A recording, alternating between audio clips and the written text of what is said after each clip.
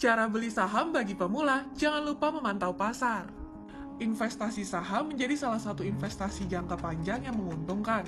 Tren berinvestasi di kalangan masyarakat pun semakin meningkat, bersamaan dengan semakin baiknya literasi keuangan. Bagi kamu, para pemula, cara beli saham bukanlah perkara sulit. Walau demikian, kamu tetap harus memperhatikan berbagai hal agar tidak rugi di tengah jalannya investasi. Berikut hal-hal yang harus dilakukan para pemula saat akan membeli saham. Tentukan perusahaan sekuritas. Langkah pertama, cara beli saham bagi pemula adalah dengan menentukan perusahaan sekuritas tempatmu mau berinteraksi saham.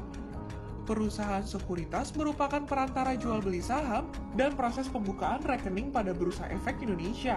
Sebelum menentukannya, pastikan terlebih dahulu legalitas dari perusahaan tersebut. Buka rekening dana nasabah.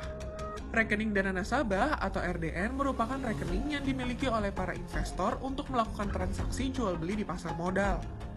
Tahapan-tahapan dalam pembukaan RDN adalah menyimpan dokumen yang dibutuhkan seperti KTP, NPWP bagi WNI, atau KITAS dan password bagi WNA.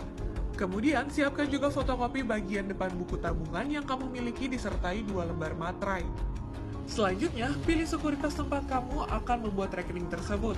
Kamu bisa memilih bank sekuritas yang sudah mendapatkan pengawasan dari otoritas jasa keuangan. Isi formulir dan seluruh informasi yang dibutuhkan sebelum menyetorkan deposit awal pada RDN tersebut. Nilai setoran awal dari bank sekuritas umumnya Rp100.000 hingga Rp3 juta. Pilih saham yang akan dibeli. Meski sudah memilih rekening RDN, membeli saham tak bisa dilakukan sembarangan. Untuk memilihnya, gunakan aplikasi milik bank sekuritas yang sekaligus berfungsi sebagai alat pantau.